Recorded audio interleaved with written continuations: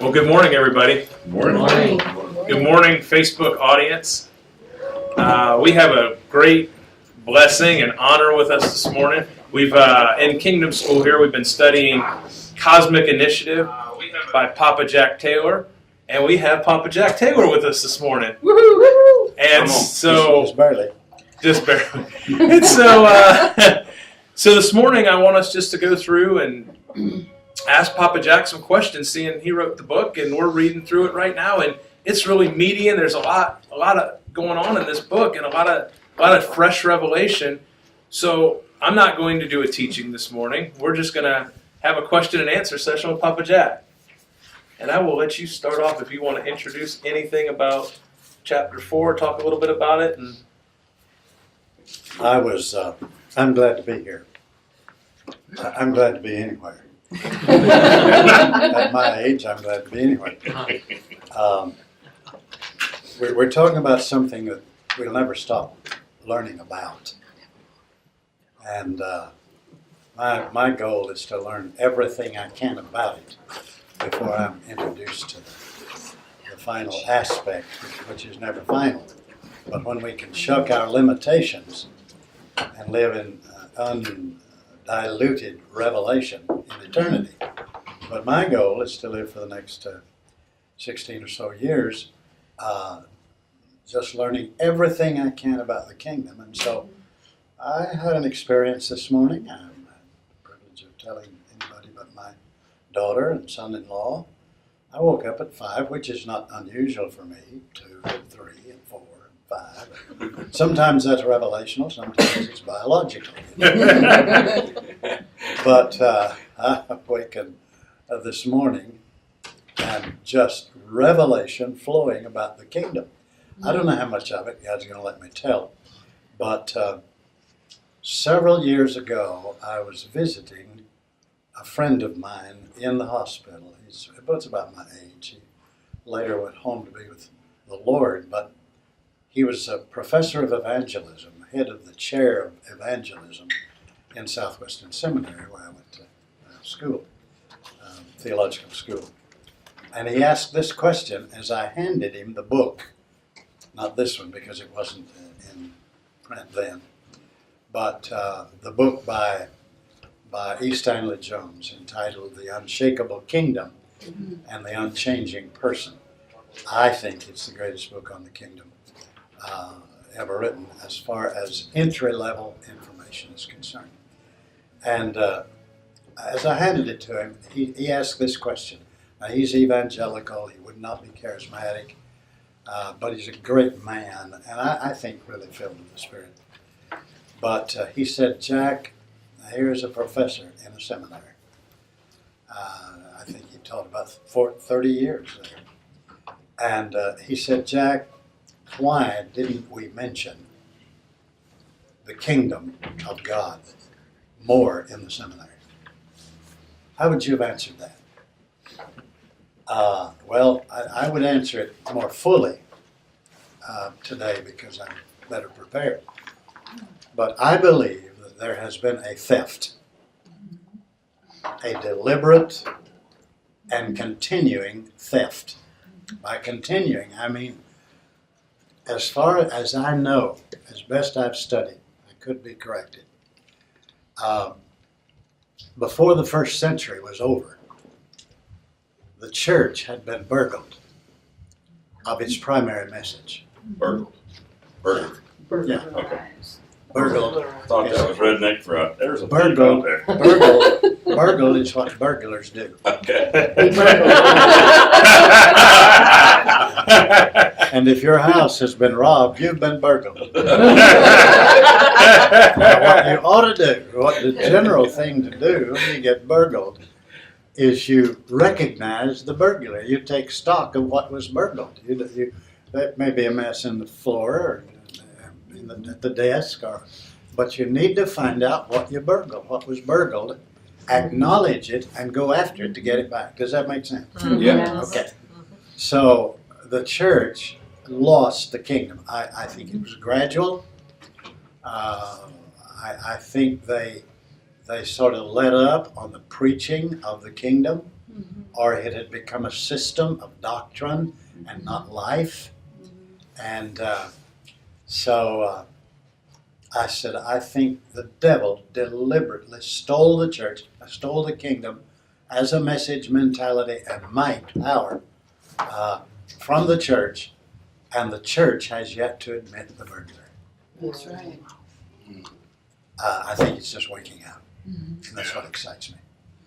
And we have tried to put in its place, and we've paid a high price for losing the message of the kingdom. If you lose the message of the kingdom, the only thing you lose is everything.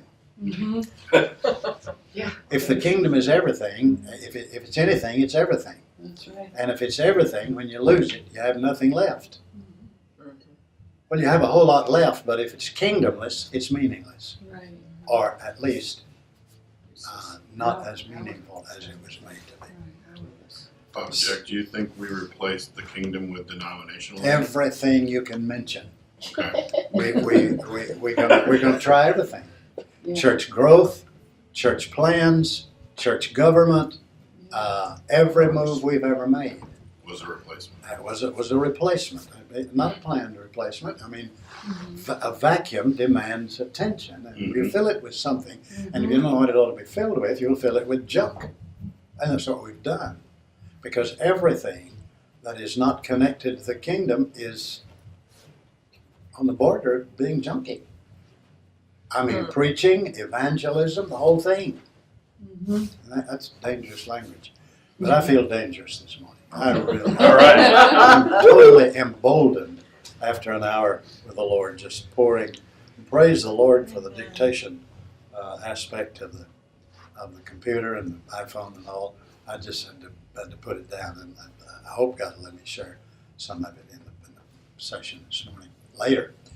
But we've a mess on our hands. We've refused the kingdom, and as I gave the book to him, I believe he died knowing that it was time for the church to start seeking the kingdom. That's one of the things Jesus said. Yeah. But seek ye first the kingdom. So ever since that has taken hold in my spirit, I have been trying. I have been trying, maybe a bad word. I've been practicing seeking the kingdom. And I'll tell you just a few simple things I learned, then we get to the questions.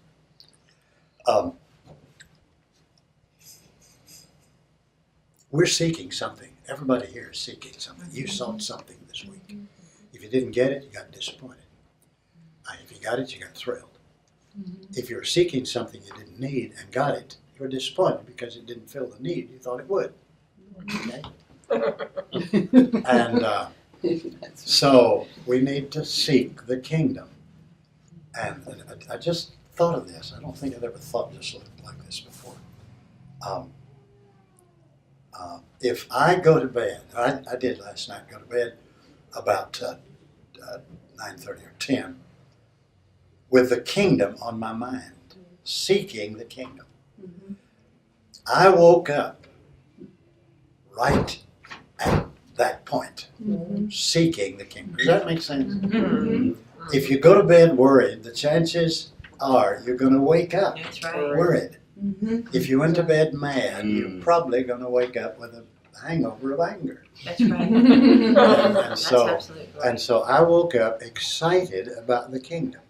And I believe that's a key to seeking the kingdom. When you go to sleep, and I often take naps because, this is not the only season, but I go to bed, I try to go to bed at some reasonable hour, somewhere between 8:30 and 10. But regardless, I seem to wake up at 2 or 3. That's not always spiritual, again, but I have a double principle, and that is when I wake up to do something else, I stay up to pray long enough to just get in touch with God. And when I do, when I wake up, and my first waking thought has to do with the fact that I'm waking up in a world that God rules. Amen. Whatever else appears today, That's I right. ought to believe, and I need to return to the fact God rules. So that's where we need to live. Yes. God rules. Yes. And I just had a time just this morning. I'll try to describe it, and I hope God can duplicate some of the joy that I have over it. So, congratulations on being alive, Yes. most of you, Amen. today, Yes. because we happen to live in the most thrilling, strategic time in Yes. human history. Amen. When God's timing has collided with your existence, and the kingdom of God, the kingdom of heaven, is being restored to the church. Amen. Very slowly in America, because we know what church ought to be, and that's what we're trying to do. 75 different ways, and missing it 75 of them. And we're going to get it right, because the kingdom, Charlie said something last night when I called him, he just mentioned something I was going through, which happens to be a gigantic conflict, but I've utter peace in it because I've discovered something. And he just sounded it, I didn't tell him about it, and he made this statement. I love him for this capacity. He said, the kingdom doesn't need to defend it. You don't need to defend the kingdom. The kingdom will defend itself. Amen. So every once in a while I get thinking, you're crazy. Jack, you have lost your mind. You think the kingdom is the only thing, everything. You say it. You're out there. And you know what? I'm right. Yeah. It is. And I've thought many times, well, maybe I need to defend my position. No. Seek first the kingdom. Do you think Jesus made a mistake and said, there are a couple of other things I should have mentioned? Well, what in heaven's name are you doing messing with those of your imagination when God has told you what to seek? Because when you seek it, guess what? You find You're it. going to find it. And when you find it, you know what you're going to do? Want to seek it more. Yeah. You know what that causes? You're going to get a bad case of kingdomitis. Yeah. And after a while, you're going to be an addict. Yeah. And after a while, you're going to be a fanatic. Yeah. And if you're not, you better get there, because the devil is about to unleash everything he has against the kingdom. And some of it will come from within the church. Yeah. Some of it will come from the highest echelons of theology. Some of it will come from the seminaries. Some of it will come from the political realm, political correctness and all of that. So get ready. Mm-hmm. When you bought the farm, as far as kingdom is concerned, you bought a struggle. You bought a war. Yeah. Don't let that bother you. I mean, it's a war already won. It's a fight, but it's a fixed fight. Mm-hmm. The victor has already been decided, and you're sitting with him on a throne ruling in life. I think that was my point.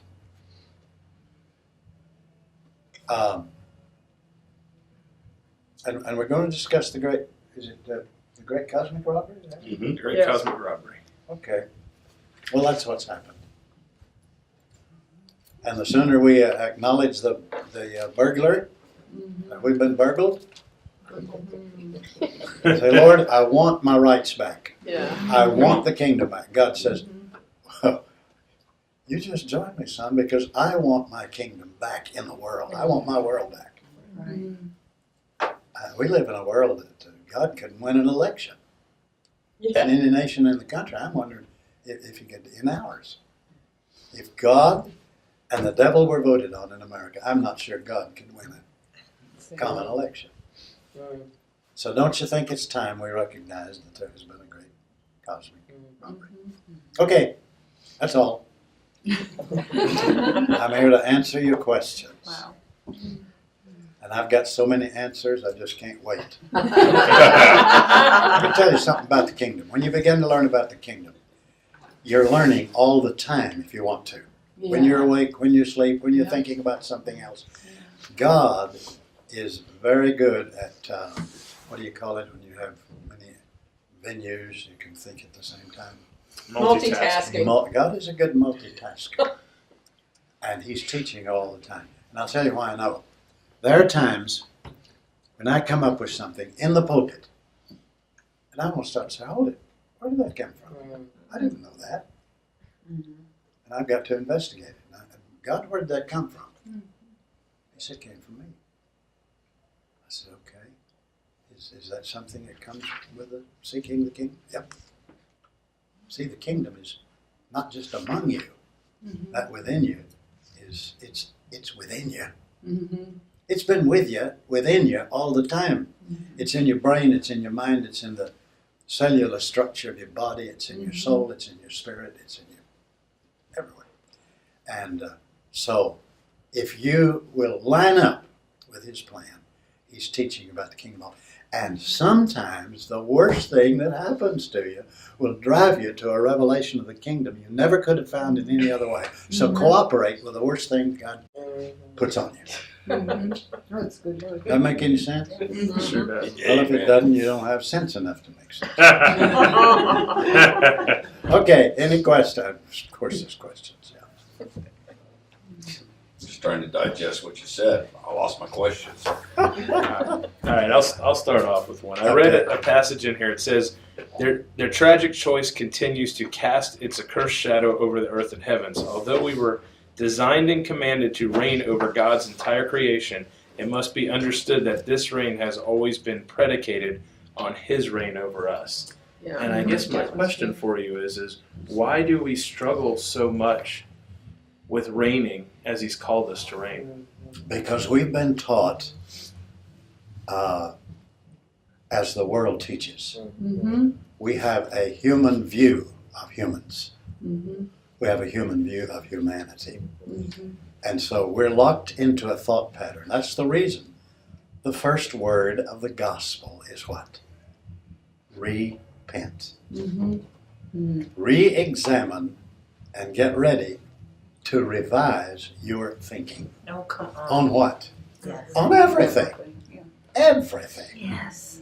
And so we have been unkingdomized. And the kingdom of the devil has more influence on that kind of thinking than the kingdom within us. And I don't know that that's the right answer, but that's... Well, I had the same passage highlighted, but a little different take on it. Because at the end of it, he says his sovereignty, he said, yeah, he's sitting right here. Yeah, he says right Sovereignty in our next lives. I've been teaching this for 3 weeks, Jack. I'm sorry. His sovereignty in our lives is what gives us reigning privileges and responsibilities. And I started thinking, and I compared it to some of the things that are happening today. And I wrote atheists, agnostics, environmentalists, global warming, where we don't acknowledge, where those people don't acknowledge God's rule and reign. So they try to rule and reign in a different way. True. You know, they're trying to take responsibility for things that really are God's responsibility, and in reality, isn't that like just an absence of seeing the kingdom Oh, and seeing absolutely. God's What sovereignty? they're driven by is incentive and greed Mm-hmm. and pride.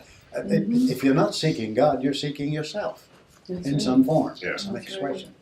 And so we have to be patient with them because we have enough of the same thing gnawing at us all the time. Yeah, there's a battle. It's a battle.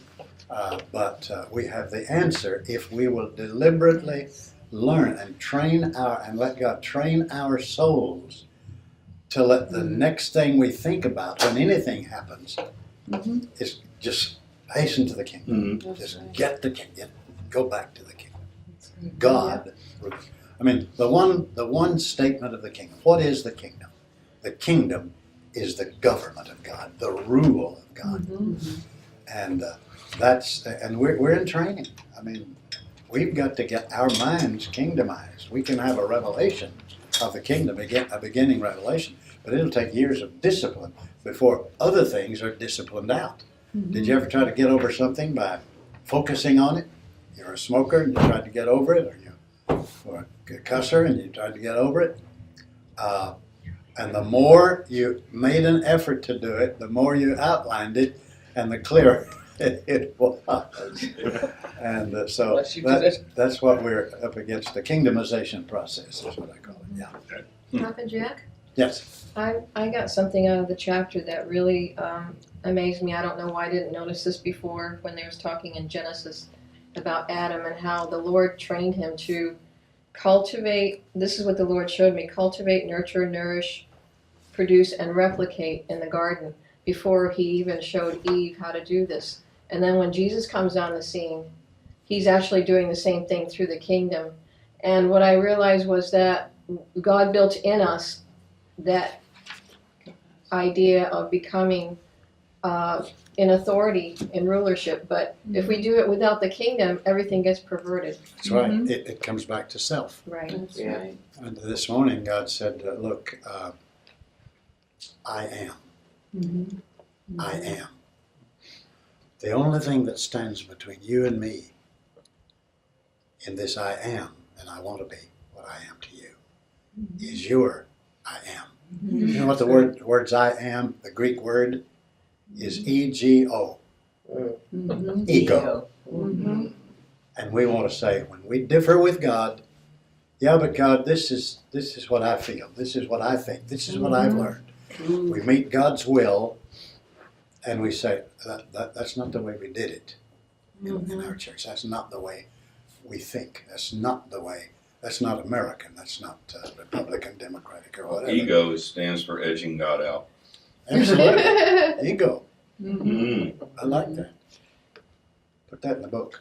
I'll take credit for it. Edging God out. That's true. I mean, edging God out by the insertion of I am. I am. Yeah, that's the fact. Good. Thank you. That's wonderful. I agree with that. I'm thrilled to tell you that if we operate in the anointing, we will find people learning things that we didn't even know when we spoke it. Because that's how truth works. It's revelation. And I know I'm getting revelation if I'm hearing more than the preacher is saying. That's just how it works, and that's good. I like that. I mean, there's times where the anointing comes on and you know the teacher stepped That's just out of you, and that's when all of a sudden this student in you wants to figure out what he's saying, and you're on the platform. when the teacher becomes the taught, Mhm. and that's when it's blessed. Yeah. Okay. All right, next question. Who's got it?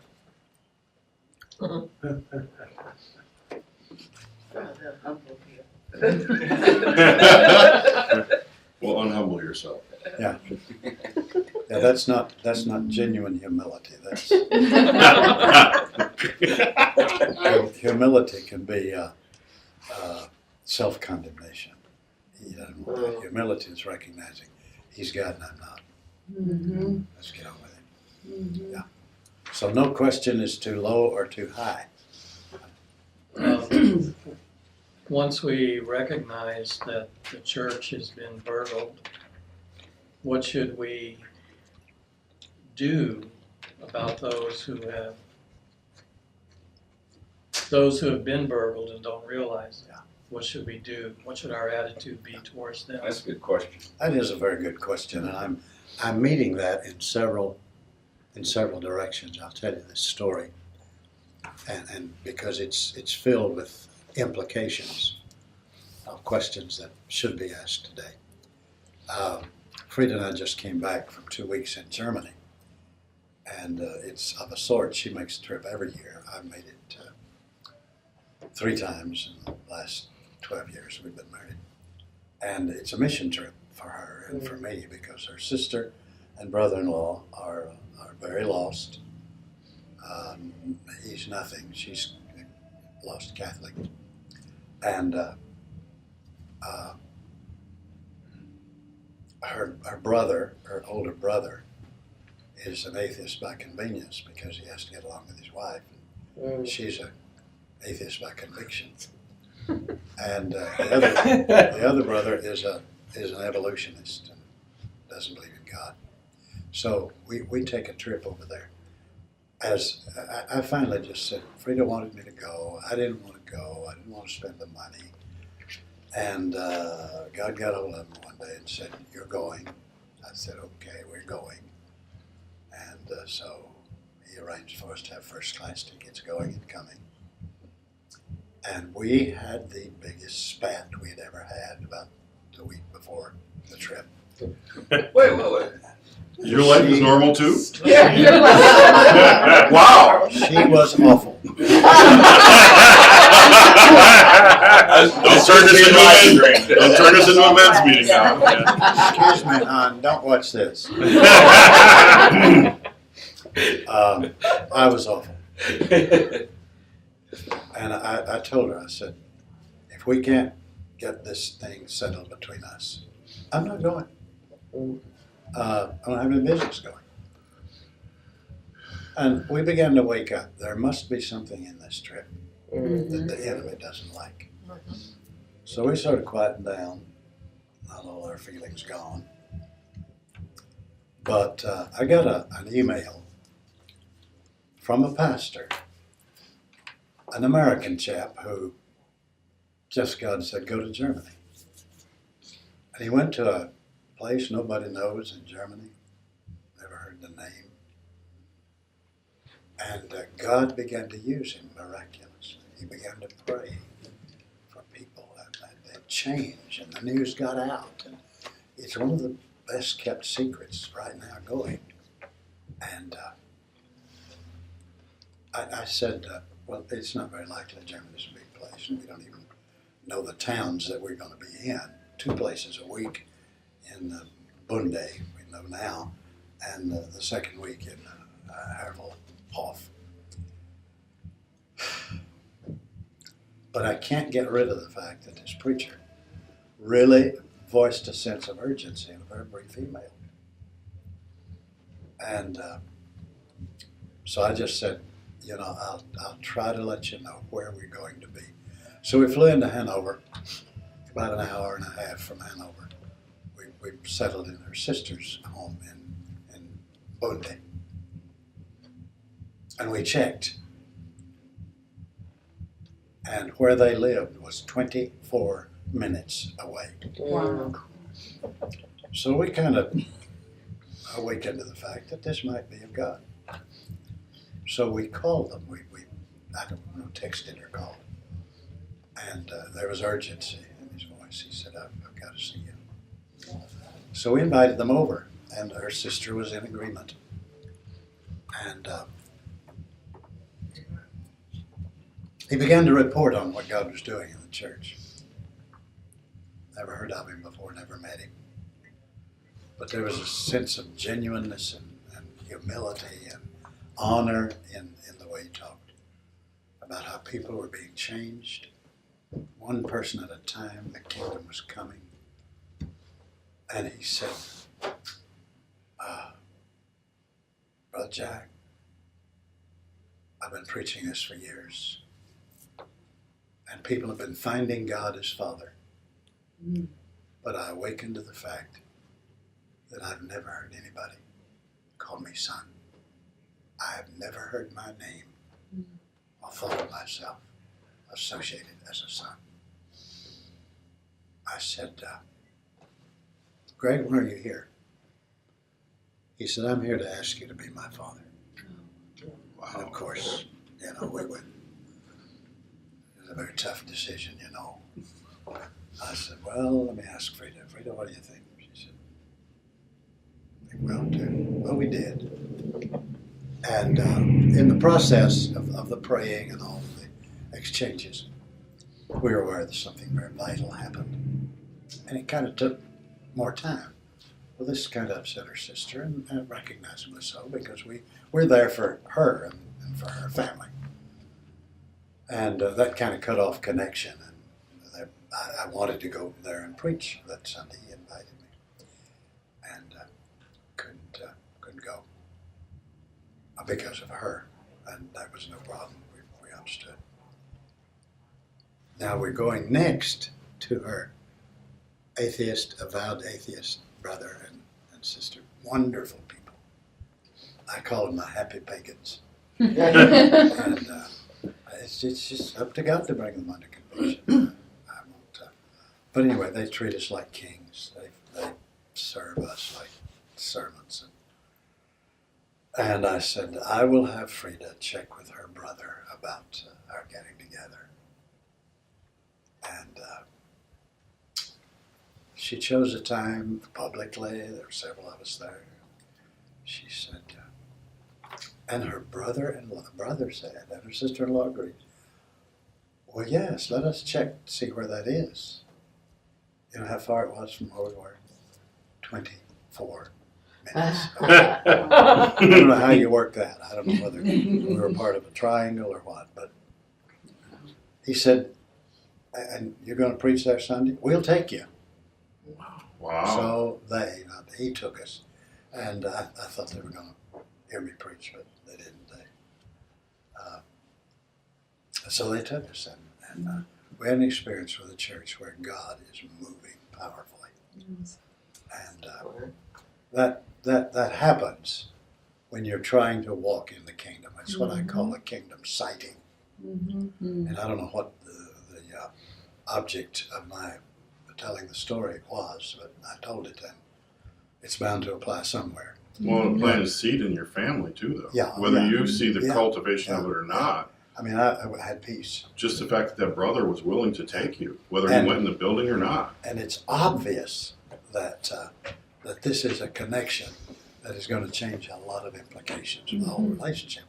Now I can go more because they've given carte blanche and said, we want you to come anytime you can, we'll pay everything, and so on. So God has opened up their in effect. So God connects somebody with you here before you go. Yeah. Tells you to go to a spot and to find somebody there in Germany, and it happens to be basically maybe in the middle of the two places you were going to be. Yeah. 24 minutes in all of Germany. Yep. I think only God could do that. I think Yeah. that's a good idea. Yeah. I couldn't even have thought of it. It's pretty incredible. I was impressed with your obedience and your humility in the midst of these people that didn't believe in the God that you. And I think, I mean, when I heard you say that, I was reminded of the scripture that says, when you humble yourself in the sight of the Lord, He's the one that lifts you up. And I appreciate that. I hadn't thought about that. yeah, that really impressed me. But it's a result Mm-hmm. of seeking the kingdom. Absolutely. I don't feel uncomfortable Right. with two atheists sitting in front of me. That's right. I don't feel a compunction to even try to witness. Right. I have chances to turn But them off. you're honoring Yeah, well, what the Lord honor had you never do. loses. See, I honor That's them. right. And you know what he did? You know what this brother-in-law of mine did? They surprised me one morning. I think it was, I forgot. Anyway, they took me to a glider port, and he paid the bill for me to get in a glider with a pilot and get jerked off the ground on this arrangement I'd never seen before. Was it a mechanical rise up, or were you behind the plane? No, we were. You were on the It was toe. a truck about Yeah. 200 yards away, snatched us and Wow. had us 400 meters in the air in 6 seconds. Wow. That was, and it's one of the leading glider ports of the world because of the thermal, constant thermals, and you can stay up all day, all Wow. day long. Mm-hmm. We stayed up an hour just Wow. when he said, "Here comes the thermal." I don't know what he called it, but it happened to be the fellow who'd been in this business 53 years. They said he was the best man at the port. He was the man to fly with. Wow. So you weren't connected to the truck that whole time? Oh no! Oh, No, awesome. what they just gave do you up. when you get up at a certain height, Wow. unclick that thing, and you're on your own. Wow. Oh. No power and no motor. power, No. no power, no engine, Wow. nothing. Now that's flying by the seat of your pants. I said, we're on our own. He said, you're right. And he would say something like, "There's a thermal." They called it something else, Mm. but we'd just rise and Cool. rise. And that's what this brother-in-law did. And so it was a day That's of awesome. praising God. You know, just those things. One less thing on my bucket list. Only I'm going to do it again. I don't know where we were.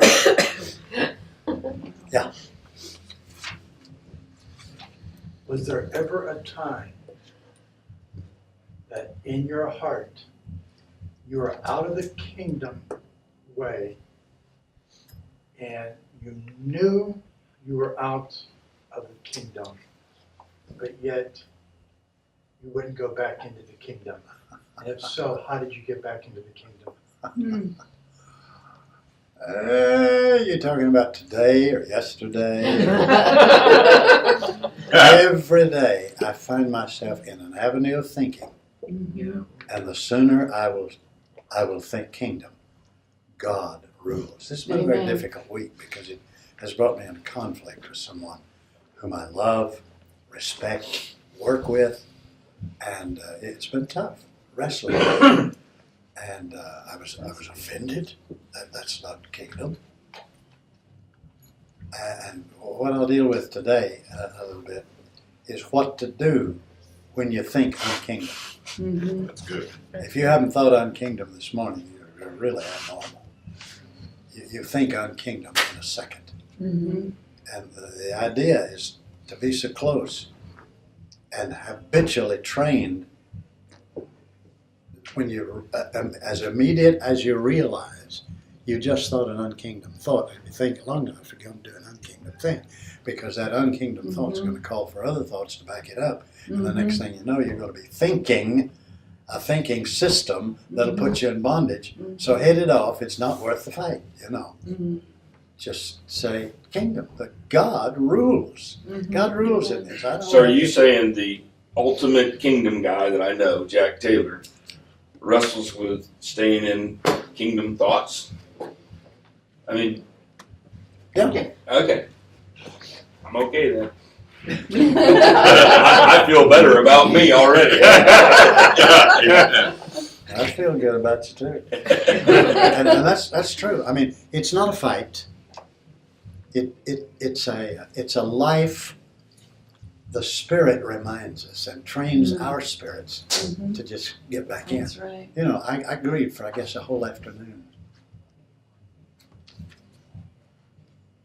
and I said, God, why am I grieving? This morning for an hour, God just showed me. When you're grieving improperly. Now there's a good grief. Mm-hmm. Good grief is one God gives you to get over what you lost, you know. Mm-hmm. Bad grief is being mad, frustrated, confused. Mm-hmm. And so face the fact that when you're angry the wrong way, and there's a good anger, righteous indignation, but don't try to go there and claim what you've got is righteous indignation when you're just as mad as the devil. So don't try to cover your behind. When anger is the wrong kind, frustration, depression, offenses in which you are the primary offendee, I mean, you've been offended, is a disappointment, and any other toxic issue you face is a spark out of the wrong fire, the unkingdom way. And I like what happens when God says, can I remind you of something? Yeah. I rule. Mm-hmm. Mm-hmm. I rule. That's good. And, you know, God's allowed some pretty striking things in my life. And I've been shock, loss. And I said, God, would you mind telling me why? And at a proper time, He will say, you know, I had enough confidence in you to believe that you could take this and make something out of it for my glory and your good and help everybody else. Yes. So, you know, yeah, it's often, but it's not a frustrating fight when you win every one of them. Mm-hmm. And the sooner, you're not going to lose ever, but you can lose a minute, and you don't need to waste a second, you know? Mm-hmm. I mean, why worry? That there's no reason. The kingdom puts a quietus on that. Concern, yes. Responsibility, yes. Frustration, no. Chaos, chaos reigns. I just, one of the last things this morning I imagined was, here's the privilege you have. Imagine, for instance, walking into, well, let's just take a political meeting. Republicans and Democrats, House of Representatives of the Senate, and they're discussing an issue, let's say the budget or abortion, and the room is filled with acrimony, rancor, hate, jealousy, fear, and a lot of it is because it's on one person. And you walk in, and that stuff gets all over you. And either it's going to get all over you and get inside you, or you're going to stand and you're going to say something in the spiritual realm that will get you clear enough to speak peace to the whole area. And it wouldn't hurt to say, devil, go to hell. Read my lips, go to hell. Jesus, come. Holy Spirit, come. And, I think that's what God is doing, is preparing us to so quickly react in where we've been reacting wrongly. It's to proact with God the Spirit as He moves on us. Yeah. Good question. I forgot what it was, but that's the answer. We didn't forget. We won't forget the answer. By the way, pray for Frida. She had a slight cold when we went and didn't get rid of it. So when we were landing, her ear did not open, and so she's been in quite a bit of pain. So she said to tell you she wished she could have been here. So we have just a few minutes left. Does anybody else have any other questions? One question. I got one. Somebody got one. Go ahead. Kind of like shed a whole new light on the book of Malachi in this chapter, for me anyways. And as I read through the things you talked about that the Jewish people were doing then, I could see a correlation in every one of them to the church. Absolutely. And so then when I wrote down at the end of this, so I was like, well then God was quiet for 400 years when they were like that. Yeah. We've been like that. Now, I don't know how long. I don't know how long God's been quiet on the subject of the kingdom. Too long. But why are we now awakening to the kingdom gospel at like the last 10 years, really? Yeah. What, is it just the timing? Well, is it us? the lead thing is providential timing. Yeah. There have been attempts to recover the kingdom, and good attempts. God honored them as He could, but the time wasn't right. We don't understand the term, the fullness of time. Only God does. But there were two attempts to recover the kingdom in Britain alone. They called them, in retrospect, Kingdom 1 and Kingdom 2. I don't know why they failed. I've not looked in. I'm not interested in doing a post-mortem. Like studying a revival or something. But yeah. But I have the deep conviction that this is the fullness of time, and God is restoring the kingdom. I love. This was the publisher's idea. My subtitle was a treatise on the greatest theme in the universe, and I thought that was pretty good. It was not identifiable, but they came back with restoring the kingdom, igniting the awakening. I believe the restoration of the kingdom preaching, kingdom attention, and kingdom signs will introduce the awakening that will close the age. Maybe 100 years. I'm not making dates, but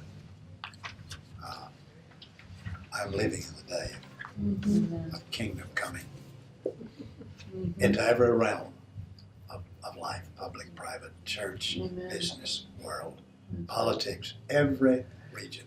The emphasis on the 7 mountains. Everybody's sensitive to this. If we don't get the idea that we're attacking mountains that somebody else owns, no, I want that mountain because it's mine. I'm not taking over, I'm taking back, in the name Well, of that's a Jesus. different perspective. Yeah. So if we talk about invading politics from outside, forget it. We don't have the power, the moxie, or the finesse to do it. If we're talking about people that are there being kingdomized and the thing is renewed from within, Mhm. then the kingdom will just slough off everything else. And the next thing you know, Jesus will be ruling. Amen. Well, this is coming to the end of Kingdom School this morning, so thank you everybody who's here in person. Thank you everybody who joined in, and a special thank you to Papa Jack for being such a blessing and an honor just to have you here this morning, sharing with us and answering our questions as we continue to study through your book, and we're going to continue probably for the next 3-4 Keep on. months as it. I'm really honored. I'm really honored. Do we have any time left? 15 seconds? We do. I want to introduce to you quickly a prayer that I've been praying. I've looked back in my This is good. in my prayer diary, and I think I started praying this last December, and it's happening in me, so I pray it for everybody. And I'll probably talk about it further this morning, but and I want to pray it for you as you study the book, because you're going to get more out of the book than I put into it, because you're going to deal with the revelation that will come from Revelation. But I'll talk today about kingdom hyphenation, and it has blown my mind. I've just touched it and it's exploded all over me. And I'll not get into the hyphen itself, but I'm praying for people to have accelerated kingdom understanding. Mhm. Accelerated kingdom understanding. I'm praying for them to have, for us to have, elevated kingdom anointing, hyphen, kingdom hyphen anointing.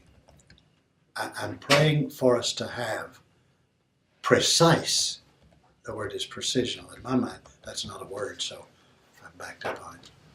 Precise kingdom discernment. We need sharp, exacting discernment. We need to forget saying, well, this is what I think. Forget what you think. Yeah. What you think doesn't make any difference. Mhm. Because if you think what you think, you'll think without God and it'll be a mess. That's right. So, precise discernment. And then here's the thing that really sealed it for me. Accurate kingdom articulation. That's The good. ability to articulate the kingdom. And this is what I'm going to tell you. This is going to happen to you in the next 72, 168 hours. This week, it's going to happen to you. You are going to open your mouth to try to answer somebody's question about the kingdom or your own question, and you're going to come up with something you never heard. And it's going to be this happening in you because God has put the kingdom in you. Would He put the kingdom in you without giving you a capacity to articulate it? And that's what's happening, and that's what thrills me. I'm more excited about Hallelujah. preaching today than I've ever been. Awesome. Thank you for tuning into today's message from Identity Church. To know more about us, go to identitychurch.net, where you'll find resources such as a calendar, media, and upcoming events. You may also download an app for your mobile device from the Apple App Store or Google Play. Then from your mobile device, you can hear our messages, read from the Bible, take notes, connect with us on the social media, and even pay your tithe. Again, thank you for tuning into today's message from Identity Church.